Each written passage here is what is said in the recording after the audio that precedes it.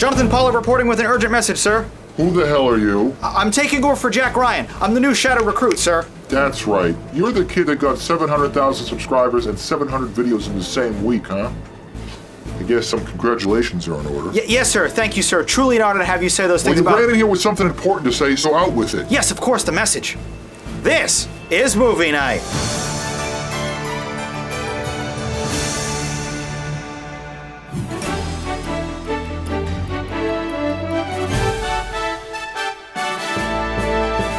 Hello and welcome to Movie Night, the only show left not afraid to show ample amounts of copyrighted film footage.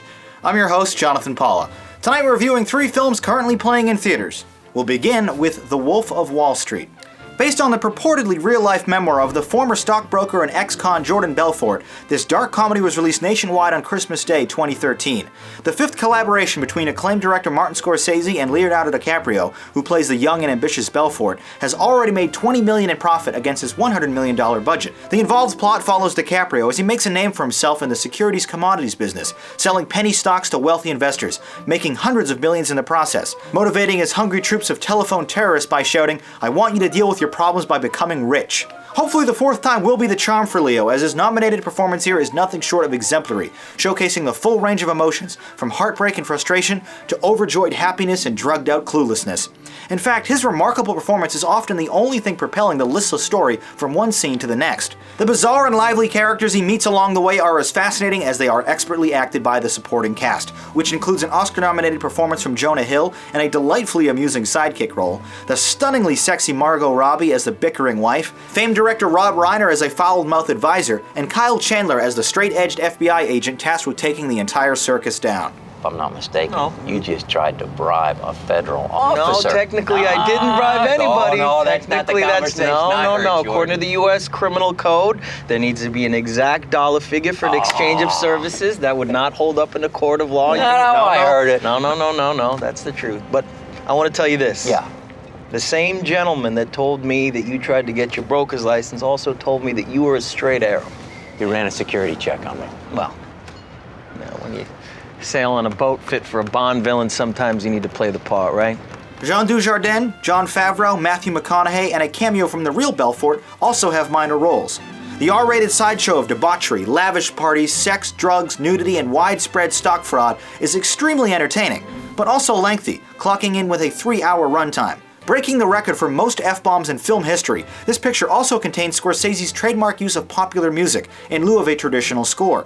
The long tracking shots, intense close-ups, slow motion, fourth wall breaking, and stylized editing make every scene in this film work as effortlessly as possible. The film lacks purpose though, moving from one ridiculous sequence to the next with little reason, like when DiCaprio gets bombed out on Quaaludes and attempts to drive himself home. The 15-minute sequence is undeniably hysterical, but it fails to contribute to the narrative in a meaningful way. In small bursts, this is Leo and Marty at their absolute best, but when assembled together, I'm not convinced this is a cohesive film worthy of a Best Picture nomination. Ultimately, it feels exactly like the 1990 hit Goodfellas, minus all the mobsters and murder. So if you enjoyed that picture, you probably love this one too. I, however, won't be clamoring to watch it again right away. The Wolf of Wall Street. Raunchy fun, but loosely organized. Now let's see what you had to say about this movie in the YouTube comments.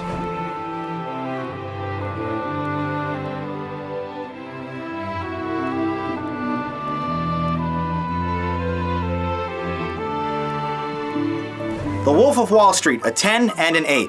Overlooking the runtime, you praise the film's unapologetic delivery and fantastic acting, scoring this an amazing. While I wouldn't say the movie ever dragged, it definitely felt like it was mostly fluff rather than substance. A tremendous effort by all those involved, but I'm only going to give it a great. For tonight's poll question, which of Scorsese's many masterpieces is your favorite? Lots of great choices here, but leave your response as a comment below. For tonight's second review, let's check out Grudge Match. Released on December 25, 2013, this $40 million sports comedy has yet to earn a profit, despite the best of intentions. Feeling like a spiritual successor to both Rocky and Raging Bull, Hollywood heavyweight Sylvester Stallone and Robert De Niro star as elderly boxers who are coaxed out of retirement for one last payday, a revenge bout to settle a 30-year-old score between them. At this point in their respective careers, especially with roles seemingly tailored specifically for them, these guys could have done this film in their sleep. But thankfully, they both turn in some convincing and occasionally heartwarming scenes. Director Peter Siegel competently leads the talented cast, which includes some funny quips from Kevin Hart, amusing old people humor from Alan Arkin, and more delicate romantic and familial performances from Kim Basinger and John Bernthal. Basinger, who still looks as beautiful as ever, quickly reminds Stallone that no matter how hard you guys work, you won't be your best. Sly's resigned but prideful, "It's the best we've got" reply is about as deep as the emotions run in this picture, but they serve their purpose without ever feeling too hammy or awkward. The contrived but decently believable premise stays well paced by bouncing between the parallel narratives of our boxing protagonists. How do you live with yourself knowing that we tied? How do you that there was no grudge match? You never beat me. I was there. No. He kicked your ass. He didn't kick my ass. He knew I wasn't ready for that fight. I lost that fight because I was out of shape. The first one, I kicked his ass because I was in shape. You're pathetic. You're pathetic. Tell her. He wasn't ready. Yeah. See?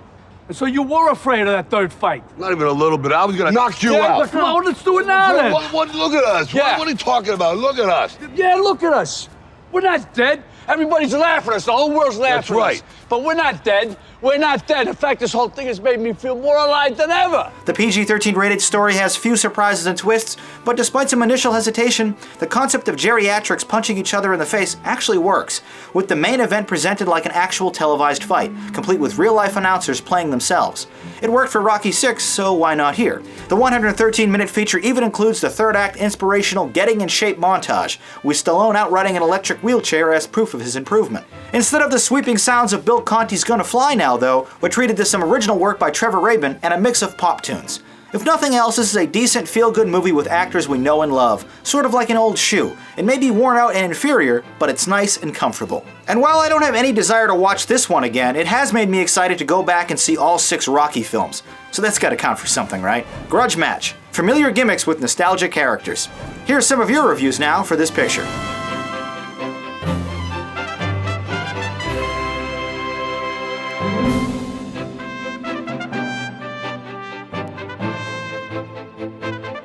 A double 5 for Grudge Match. While the story actually worked and the acting was decently solid, there just wasn't anything new, exciting, or memorable here.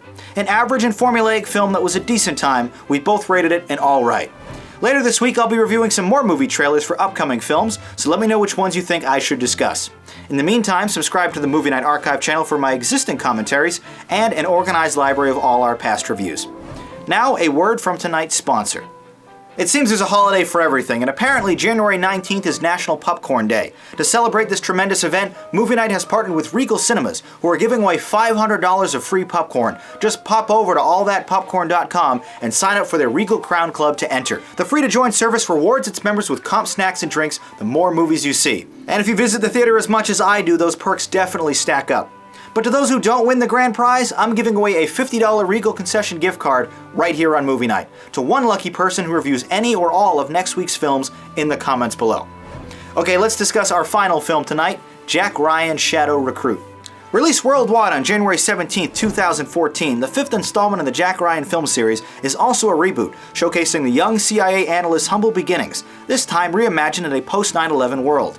Given the success of the earlier films, also based off the best-selling novels by the late Tom Clancy, it is likely this PG-13 rated spy thriller will eventually recoup its $60 million budget. Chris Pine takes over as the title character, a bright and courageous operative recruited by the mysterious Kevin Costner. Both men are tremendous in their respective roles, especially Pine, who is endlessly likable and believable in some harrowing situations, like being forced to violently take another man's life in self-defense. When Pine inadvertently discovers a Russian plot to devalue the dollar and ruin the American economy, he's dispatched to Russia on his first field operation to extract leads and info from the nefarious Kenneth Branagh, who, besides sporting his best attempt at a convincing Russian accent, also directs the 105-minute feature. Keira Knightley is featured as a girlfriend who manages to hold her own with a faux American accent before sliding into the pathetic damsel in distress role. You involved me in this by not telling me. You gotta get her out of here. Send her home. Well, what are you gonna tell Sheriffin that I'm home? These are dangerous people, Kathy. You cannot be here. If you told me who you really were, I took an oath. I took an oath. I couldn't tell you unless we were married, and you wouldn't marry me. That's why you wanted to marry me? So that you could tell somebody you were in the of course not. You lied to me for 3 years and you were good at it. I think you actually enjoyed it. Can we have a minute, please? No, you can't. I would like to talk to Jack. This is geopolitics. It's not couples therapy. 12 long years after the previous installment, this is a welcome return to form for Jack Ryan, bringing all the fun of an action thriller along with it. Unfortunately, it also has all the same flaws and familiarity. It's textbook espionage stuff, including covert handoffs and secret meetings on park benches. The story's centerpiece is a high-stakes infiltration of Branagh's office to steal his files before anyone notices. It's very formulaic, but remains taut and suspenseful throughout, aided by a subtle score from Patrick Doyle. Sometimes the clues and developments move faster than the audience can comprehend them, but other times the film is incredibly simplistic. Despite Branagh's steadfast direction, the narrative seems like a rejected script from the mid-1990s. If it wasn't for the contemporary cinematography and sleek editing style, you'd swear a plot involving American spies in Moscow and defusing bombs was produced during the Cold War. Definitely not the saga's best entry, this movie is still a well-paced and tightly constructed adventure I probably wouldn't mind watching again a few years from now. Rather than a fresh reboot of a classic franchise, this is a stale and uninspired story featuring a lead actor already committed to Star Trek. So while I enjoyed this picture, I'm not certain Mr. Ryan has a bright future in Hollywood. Jack Ryan, Shadow Recruit, adept execution of derivative story. Here's my final score, a 6. I can't outright recommend this one, but if you're a fan of Tom Clancy or spy thrillers like I am, you'll probably enjoy it. I liked it enough to score it a good. Let's read some of your tweet critiques now to see what you're saying about other films currently playing in theaters.